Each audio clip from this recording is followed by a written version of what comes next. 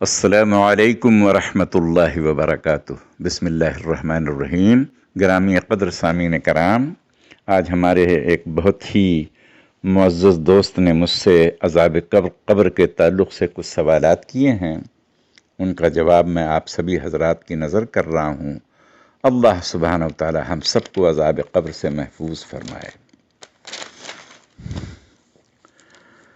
عذاب قبر اسلام کا ایک طے شدہ اور اجماعی عقیدہ ہے، اور اہل سنت والجماعت میں کسی کا اس سے اختلاف نہیں ہے۔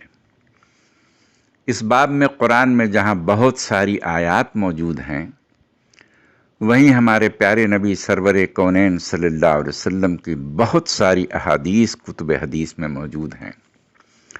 میں آپ کی خدمت میں قرآن کے 7 مقامات پیش کر رہا ہوں جس میں اللہ سبحانہ و تعالی نے عذاب قبر کا ذکر فرمایا۔ سورہ الانعام آیت نمبر 93، سورہ توبہ آیت نمبر 101، سورہ غافر آیت نمبر 45-46، سورہ المومنون آیت نمبر 99 سے لے کے 101، سورہ ابراہیم آیت نمبر 27، سورہ طور آیت نمبر 47، سورہ سجدہ آیت نمبر 21۔ ان 7 جگہوں پہ اللہ سبحانہ و تعالیٰ نے عذاب قبر کا بیان کیا ہے۔ چونکہ ویڈیو میں ان کی تلاوت کر کے اس کا ترجمہ کرنے میں کافی وقت لگے گا، اس لیے میں نے حوالہ دے دیا، آپ قرآن معظم میں اس کی تفصیل دیکھ سکتے ہیں۔ عذاب قبر کے بارے میں جناب رسالت مآب صلی اللہ علیہ وسلم کا ارشاد ہے، عذاب القبر حق، یہ بخاری کی روایت ہے، حدیث کا نمبر 1372 ہے۔ فرمایا رسالت مآب صلی اللہ علیہ وسلم نے کہ عذاب قبر حق ہے۔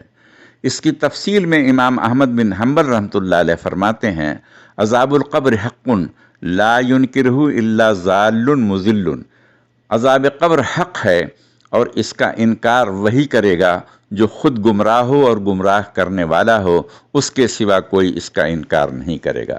طبقات حنابلہ جلد نمبر 1 صفحہ نمبر 166۔ عذاب قبر عالم برزخ میں ہوتا ہے۔ برزخ پردہ کو کہتے ہیں، یعنی یہ عذاب ہماری آنکھوں کو دکھائی نہیں دیتا، ہاں کبھی کبھار عبرت و نصیحت کے لیے اللہ سبحانہ و تعالیٰ کی مرضی سے اس کے اثرات دنیا میں بھی ظاہر ہو جاتے ہیں۔ اور یہ عذاب صرف قبر میں دفن ہونے والے کو ہی نہیں بلکہ آگ میں جلا کر کسی کی راکھ اڑا دیں، یا کسی کو کوئی درندہ کھا جائے، یا کسی وجہ سے اس کا جسم گل سڑ کر بکھر جائے، سب کو ہوتا ہے، کیونکہ عذاب قبر کا تعلق روح سے ہوتا ہے۔ قبر آخرت کی منزلوں کی پہلی منزل ہے۔ اگر کوئی خوش قسمت مسلمان عذاب قبر سے محفوظ ہو جائے تو آگے کی ساری منزلیں آسان ہو جاتی ہیں۔ ایک لمبی حدیث کا یہ مفہوم ہے۔ کافر، منافق وغیرہ کا عذاب دائمی ہے، یعنی قیامت تک اس کا عذاب باقی رہے گا، مگر مومن کا عذاب قبر ہمیشہ نہیں ہوگا۔ اگر مومن گنہگار ہے تو کچھ عرصہ بعد اس کی اولاد کی دعاؤں سے، مومنین کی دعاؤں سے، صدقہ خیرات کی برکت سے، یا اگر اس نے کوئی دنیا میں نیک کام کر کے چھوڑا ہو، مسجد مدرسہ کی تعمیر کر دی ہو، رفاع عام کا کوئی کام کر دیا ہو، تو اس کی برکت سے بھی اس کا عذاب قبر ختم ہو جاتا ہے۔ کتاب الروح میں علامہ ابن القیم رحمۃ اللہ علیہ نے اس کی تفصیل کر دی ہے۔ امام نصفی فرماتے ہیں کہ فرمانبردار مسلمان کو عذاب قبر نہیں ہوگا، لیکن اسے قبر دبائے گی اور اس کی تکلیف اور خوف کو وہ بھی محسوس کرے گا۔ بحر الکلام صفحہ نمبر 219۔ پیشاب میں احتیاط نہ کرنے کی وجہ سے، غیبت اور چغلی کی وجہ سے بھی عذاب قبر ہوتا ہے۔ ہر مسلمان کو چاہیے کہ ان تینوں کاموں میں احتیاط برتے۔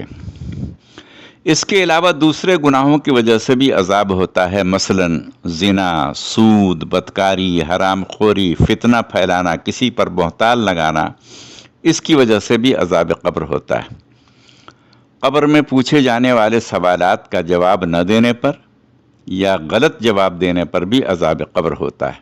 اللہ تعالی ہم سب کی حفاظت فرمائے۔ اب عذاب قبر جب ایک طے شدہ امر ہے تو اس سے بچنے کی تدابیر بھی سرکار دو عالم صلی اللہ علیہ وسلم نے مسلمان کو عطا کی ہے۔